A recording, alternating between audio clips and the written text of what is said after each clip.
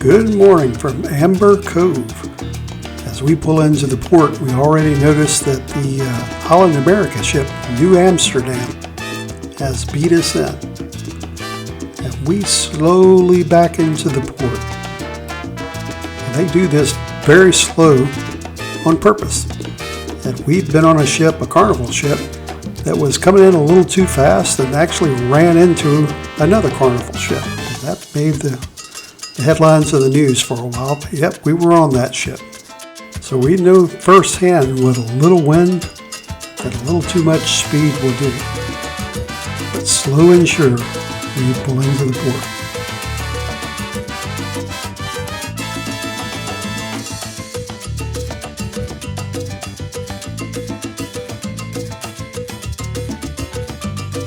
And whenever I say slow, this is at full speed, so you see exactly how fast that we're going in. It's less than a mile an hour. But looking around, everything's pretty.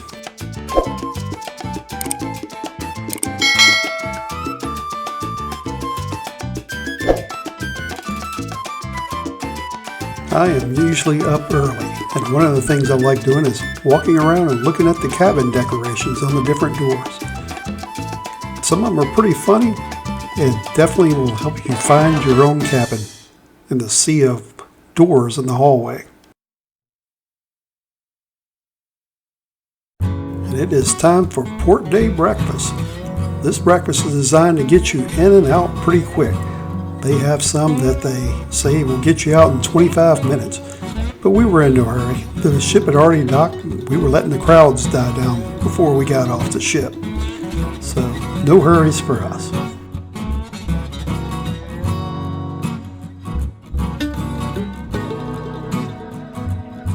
If you're in a hurry, they have pretty much the same food up on the buffet. But we're in no hurry at all, so we just take it easy and let it bring it out to us, not fight the crowds. This is a little sample of what our table got. I had 2 eggs, corned beef hash, and toast. We had eggs, ham, and a bagel. Here we have French toast, sausage, and yogurt, and salad greens with 2 eggs and sausage. Something for everybody. That's a big old cruise ship, but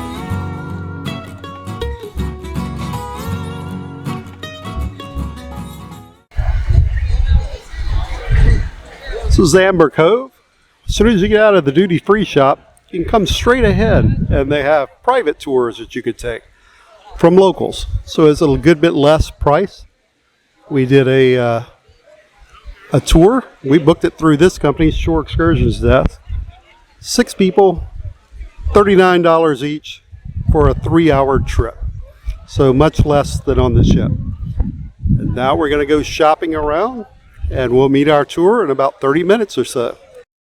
You'll see a couple of things in the stores that the Dominican Republic is famous for. One is Larimar and the other is Amber, and this store has both. And for those who don't know, Larimar is only found in the Dominican Republic. It's a blue stone. You'll probably notice after you see it.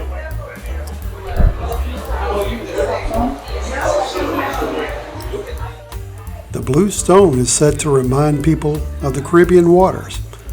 I tell you, they got some pretty water there.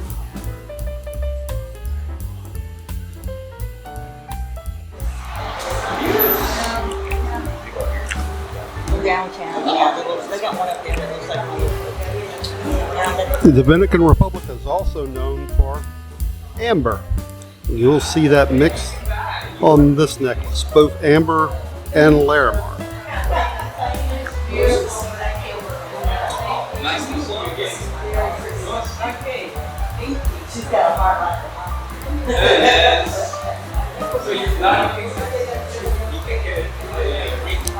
Amber is a tree sap resin. If we look real close, you can see the bugs in some of these that were stuck in the tree sap.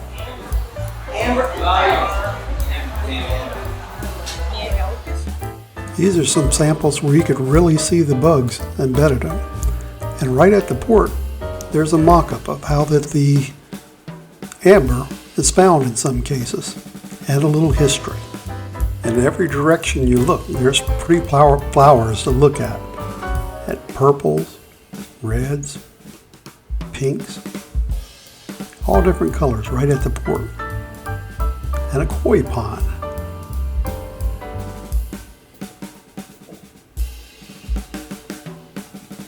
And of course, we had our daughter to look at too.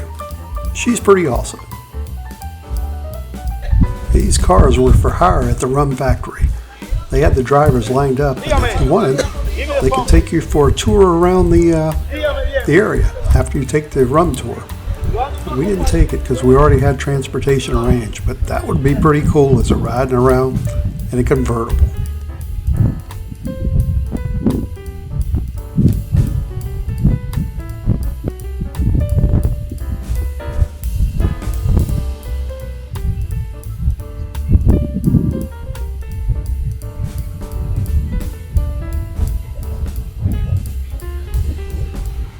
I was wondering what kind of rum that this guy was drinking, but sure enough, in the store, they had it.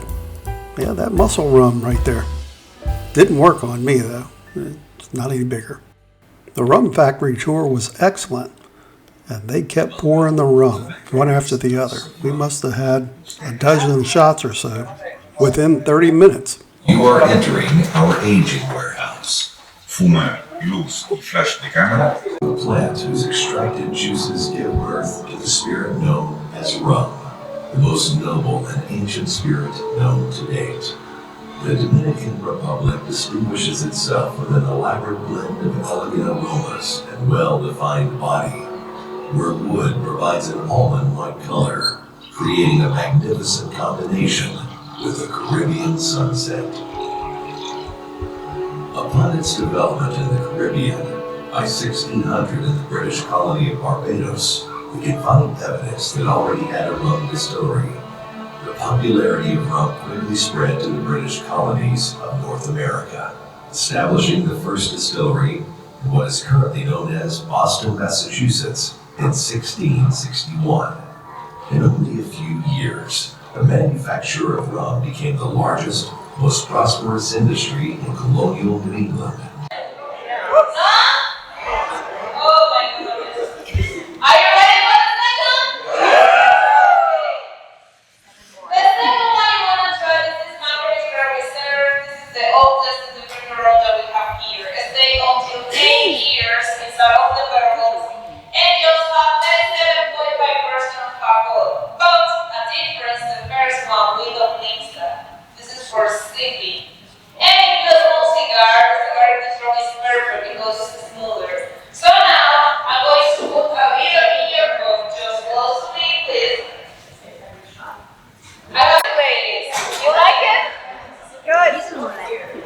Every lady come here and she say this is the favorite one, and the flavors rum too. Girly rum. Yeah. Okay. Is your first time in Dominican Republic? Yeah. Oh, you don't know Mama Juana? Oh, yeah. And you know what Mama Juana do? Yeah. No. Mama Juana is a liquor original from Dominican Republic, and the way that we make this one here is star anise, sweet cloves, cinnamon, honey, red wine, and rum. It has only 30% of alcohol. Here in Dominican Republic, we call it the baby maker or the Dominican Viagra. Yeah. Many people say I don't like the babies, and I say this is good for your practice. If you don't want babies, you can practice. Yeah. This is the battle of the process. When the process of fermentation finished here, we put the liquid in this bottle, and this is what I sell. That's why you can see two bottles, the process and the final product. Because we don't sell the bottle with the wood inside. So now let's try Mama Juana. Mama Juana. Mama Juana, the baby maker. You are good? No más? Oh my God. Thank you. Mama Juana. Don't be shy. Close to me. You're on vacation, Mama. Yeah, Mama Juana is a baby maker. That's what we need, more baby. Mama Juana. Yeah, more baby. Well, that would be an immaculate conception. Who's missing? Who's missing Mama Juana?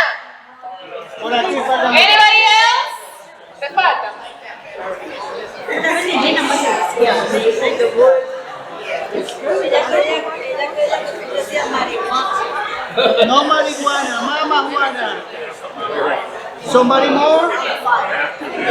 Somebody? Who's missing? Anybody else? And everybody say salud!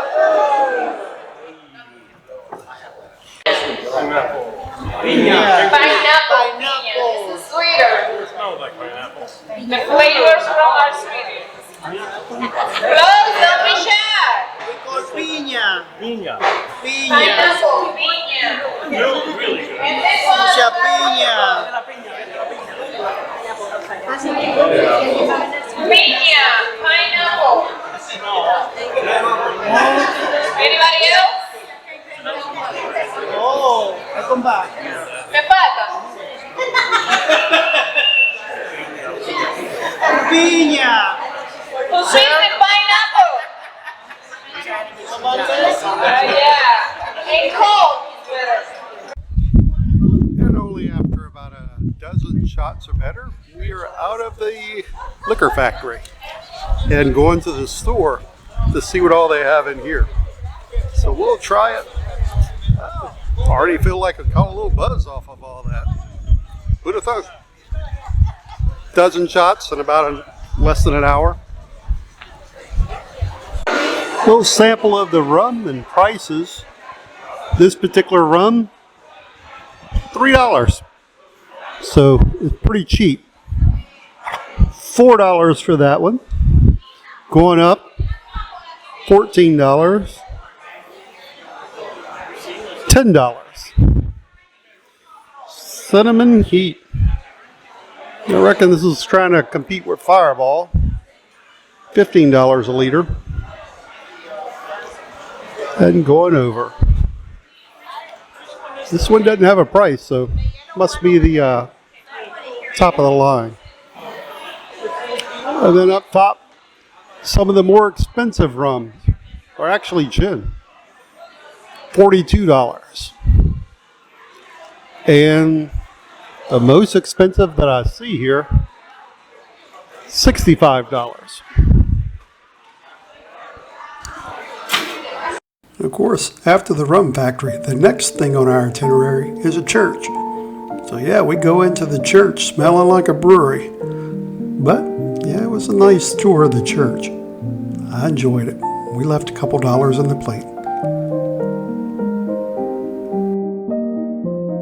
This is Jesus' life in one picture, birth and crucifixion together.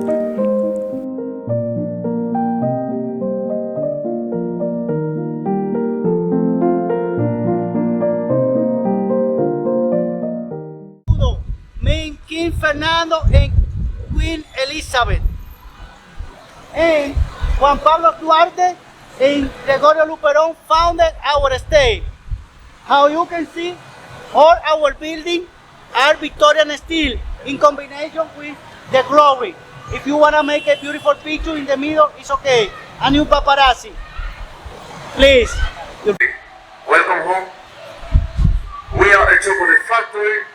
We're gonna give you a free tour. So you're gonna learn with me how is the cocoa process to the chocolate process. So you're gonna learn two steps. The first step is the traditional process, and then you're gonna see the factory life inside of the store, right?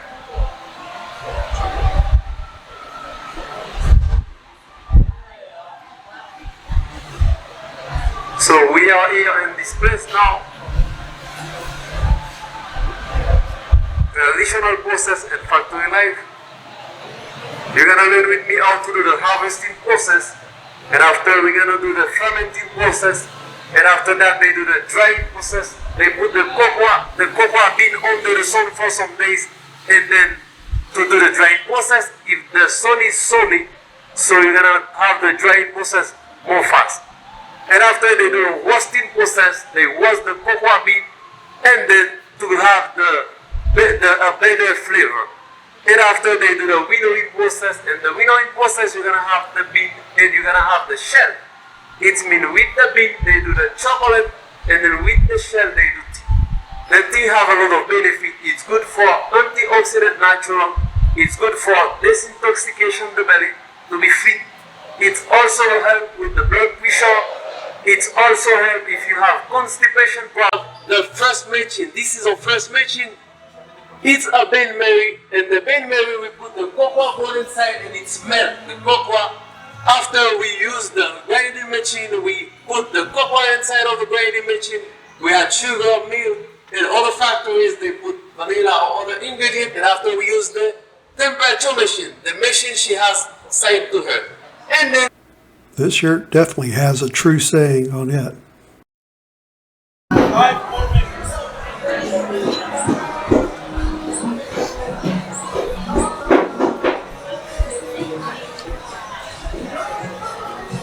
This is Umbrella Street.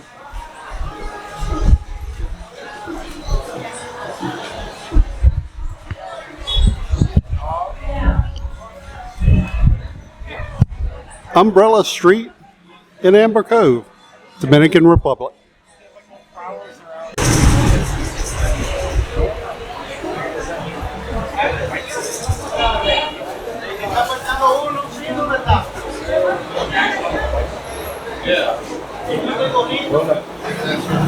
Okay, family. Lemon family. Everything was made by this model. Film, yeah. The mosquito was taken in El Amber Stone. This stone was taken from Dominican Republic. Look. Take it. In Dominican Republic there are two national stones. Amber and Larimar. Larimar is only in Dominican Republic. If you take a word from Larimar, everybody knows you were in Dominican Republic. Do you see anything? Yes, I see a sea turtle. You? No. That's awfully small for a sea turtle. Yeah, that's becoming to you.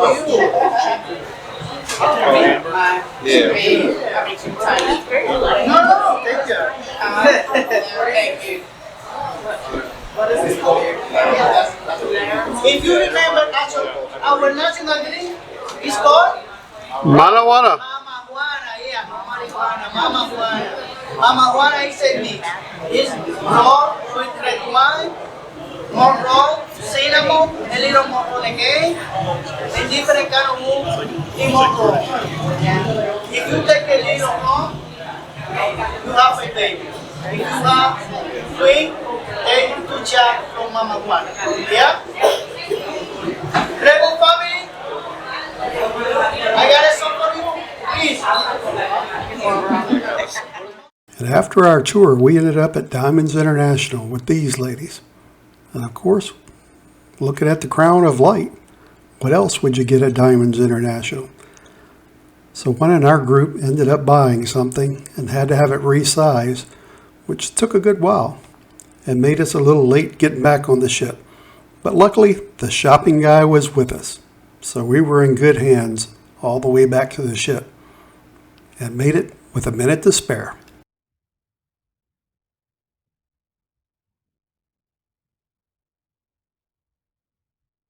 And we are heading down to the ship 1 minute before takeoff.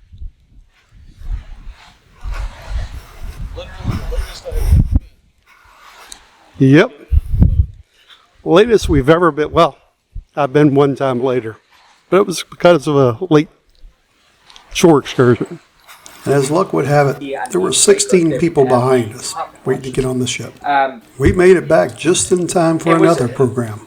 Watches and Scotches, where we learned about watches while drinking scotch. Nice combination. How we saw watches and how wristwatches were worn. Does anybody know what it was? World War One, yeah, absolutely. World War One was pretty much after World War One where men started wearing wristwatches. And why was that? Because of course during the course of the war it didn't make practical sense for them to, if they were standing in or sitting in the trenches, for them to stand up, move the grey coat, and then pick up the pocket watch to coordinate attacks or see the time or whatever it may be. So what they started doing was actually strap their pocket watches to their wrists, right? So then of course this is when wearing a wristwatch became a big thing for men, because of course now when men wore wristwatches, soldiers couldn't be seen as feminine, right? So again, this is actually when everything started changing, right? The very first wrist. They had watches of every price range. These are pre-owned Rolexes, so they're just a tad out of my price range. But if you wanted them, they had them there available to check out. Tonight was a special night because it's our bonus daughter Kelly's birthday. So we celebrated with a night at the Steakhouse. Something a little out of the traditional for us. But the food was excellent.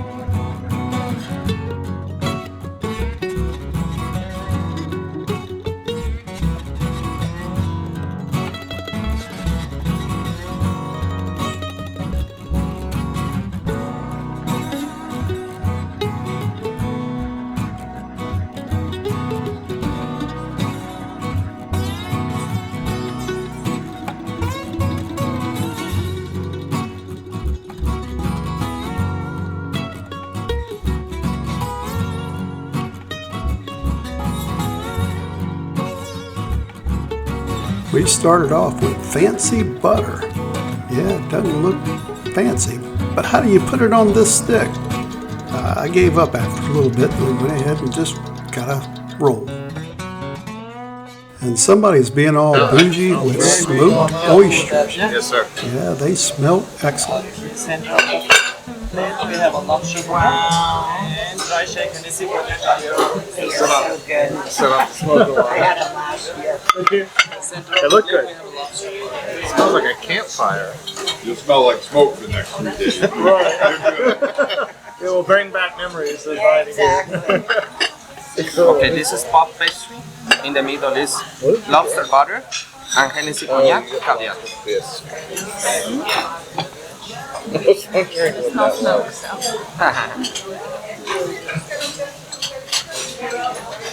Yeah. Smoke the place up, John.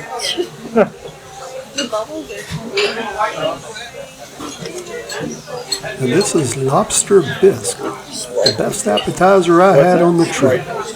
Couldn't find anything better than that. Good? Yeah, they are good. Most of the people at the table had the ribeye. This was a 18-ounce ribeye, I think, that came with mushrooms and a baked potato and sides. Or you could pick out your own sides. This is just what I chose. And for dessert, cheesecake. I took a little bite off before I remembered to take a picture. And this is the dessert that came with the show, as a chocolate sphere melted in front of our eyes to expose the center. Get a video of mine.